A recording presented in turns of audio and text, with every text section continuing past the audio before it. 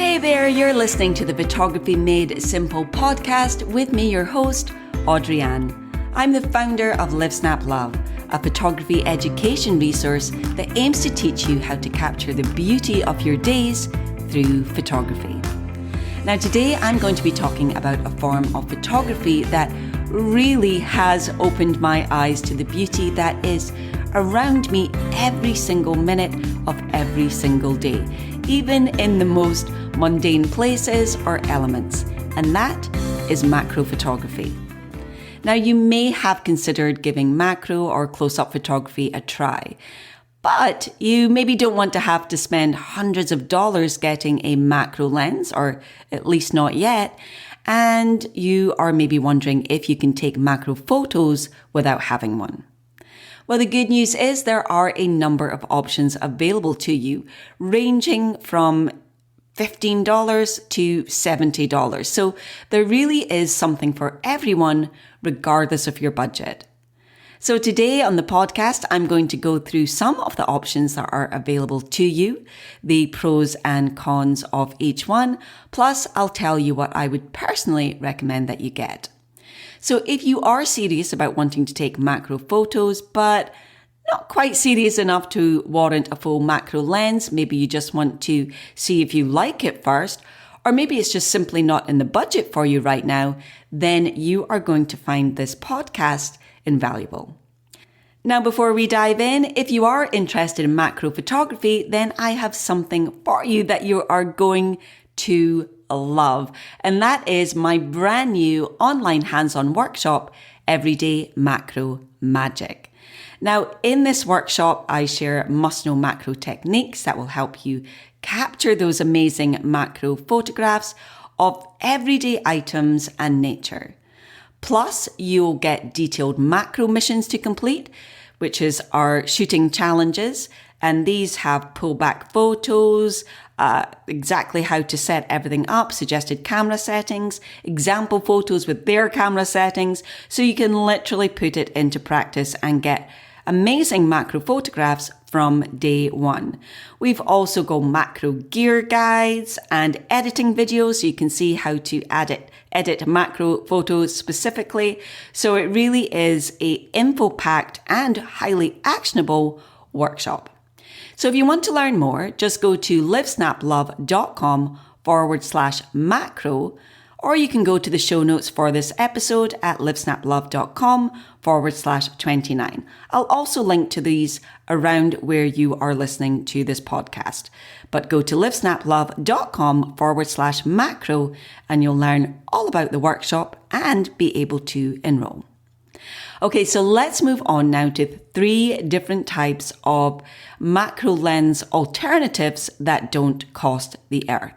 So all of these will allow you to use your existing lens and turn it into a macro lens. As I say, there's something from everyone from $15 all the way up to around $70. So the first one I have for you is close-up filters. Now, these are essentially magnifying glasses that screw onto the filter threads of your existing lens. Now, these work by allowing you to decrease the minimum focusing distance so that you can get closer to your subject and still be able to focus on it. So you'll notice that when you have a normal lens, you have a minimum focusing distance, which means you have to be a little bit back from your subject. These allow you to get closer and still be able to focus. So the higher the number of the close-up filter, you'll see these listed as +2 or +8 or +10, the closer your lens will be able to focus. Now, these close-up filters are often sold in kits and they have various magnification strengths. Like I said, that'll be +2, +4, +8, +10, and they usually have a number of them in one kit. So they can use them individually, or you can stack them on top of one another for extra magnification. So in theory, you could even use these with your existing macro lens to get even more intense macro lens. So essentially, you just stack these up or just use 1 or 2 of them on top of your existing lens. Now, because they're going to work with your existing lens, you'll need to know the thread size of the lens that you intend to work it with. So for example, If you had a Canon 50mm f1.4 lens, that has a thread size of 58mm. So when buying a close-up filter for that lens, I would look for one that says 58mm. Now, if you're not sure of the thread size of your lens, you will actually see it written on the lens itself. So what you'll be looking for is the symbol for the Greek letter pi. So that's like a circle with a line running through it. And then the numbers either immediately before or after that will be your thread size. That's the size that you need. So it will say something like 58mm, 67mm, and so on. If you're still not sure or you just want to double check it, just Google thread size of, and then the name of your lens. So thread size of Canon 50mm f1.4, and it usually comes up there as the first option. Now, the images you get with a close-up filter won't be as sharp as you'll get with a dedicated macro lens, but they will let you dip your toe into the world of macro for a really affordable price. Now, obviously, the more you pay, the better quality you will get. And I have linked I've linked to a few options for you in the show notes for this episode at livesnaplove.com/29. So I've linked to a few options there for you. I've made them for different thread sizes. Just remember, you get the ones that fit the thread size of the lens you intend to use as your macro lens. And just as a side note, they screw on and off. It's not going to permanently change your lens to a macro one. You just screw them on, and then screw them off when you want to go back to using it as a regular lens.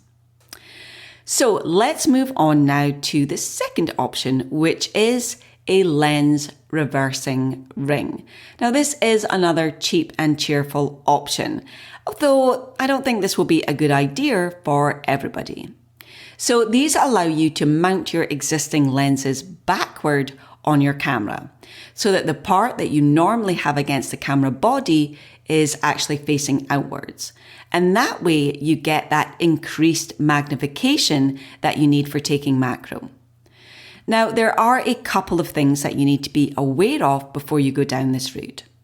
So as there is no longer any connection between the camera body and the lens, you can't use any of the features that require that connection. So that would be autofocus or changing your aperture. And that's why these work best if you have a lens with a manual aperture ring. In other words, where you control the aperture you use, so you select a different f-stop by turning a ring on the lens itself. If you don't have that feature on your lens, you won't be able to make any adjustments to your aperture, and you'll be limited to working at your lens's maximum aperture. And that's actually a pretty big downside for macro photography because, let's say you had a Canon 50mm f1.4 lens, that means you'd be stuck using f1.4. That's pretty wide open, even for normal photography. And that's really wide open for macro photography. So you'll get types of images that have a really small sliver in focus. These can be beautiful too. It's really selective focus. So it's definitely a look all by itself, but it's not going to be ideal for taking many types of macro shots. There's also a little bit of risk to the lens since you are essentially putting the elements that are normally safely encased on the inside on the outside where they're not intended to be. So for that reason, I wouldn't use this if you have an expensive lens. Now, again, I have an example of reversing rings over on the show notes. Go to livesnaplove.com/29 and you can see it there. But again, you will need to get one that fits your specific lens and camera body. So I do have to say this is probably my least preferred option. You've probably guessed that by what I'm saying. But if you have a cheaper lens with a manual aperture ring, then it's worth a shot. I know many people that have gone and got cheap lenses, just secondhand cheap lenses, and they use it for this purpose only. Now, as a little side note, you don't technically need a reversing ring. You can just hold the lens in front of your camera in this back to front way, so that the front of the lens you're actually holding up against the camera body. It's awkward though to keep that held there while you're taking your shot, which is why you have these reversing rings. But if you just want to see what it's like before buying a reversing ring, then you can try it out that way and you can see what kind of results that you get. Okay, so let's move on now to our third option, and that is extension tubes. Now, an extension tube is a hollow tube that fits between your lens and your camera mount. Now, these work by extending your lenses. In other words, it moves your lens further from the camera and the front element closer to the subject. Again, we're getting that increased magnification and the closer focusing ability that we need for macro from your existing lens. Now, there are two different types of extension tubes available.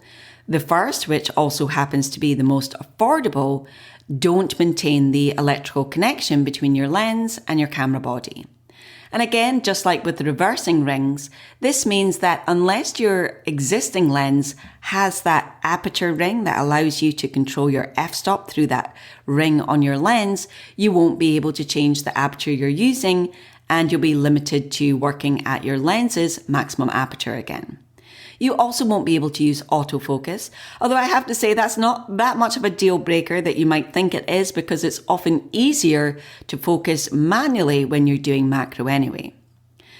So the second type of extension tubes, and the most expensive type, also has the electrical contacts, and that allows you to keep the communication between the lens and the camera body. So that means you can change the aperture settings and also use autofocus should you wish to do so. And again, just like with the close-up filters, you can stack these. Again, they normally come in kits with different tube sizes. And again, you can use one or you can stack them up against one another to get that closer focusing distance. Once again, I will link to these at the show notes for you for this episode, livesnaplove.com/29. Now, these are a little bit more expensive than the other options, but they are still affordable for the most part. So you can get ones, I think, for around $50, maybe even cheaper than that, maybe around $40, all the way up to around $70. So somewhere between, $55 and $60 will get you a really good set of extension tubes, and you can use that with your existing lens and get pretty good macro photos. So again, I've linked to some suggestions for you. Now, if you are interested in macro photography, don't forget that I have that new online workshop, Everyday Macro Magic. We've got that 4 core training videos on the key elements you need to be aware of for macro photography: light, composition, focus, and camera settings. We've got our macro missions, our dedicated shooting challenges. We've got the editing videos, macro gear guide. So there's a lot of info and a lot of inspiration packed into this workshop. So you can find out more about it by going to livesnaplove.com/macro. Now, I did say at the beginning I would give you my personal recommendation.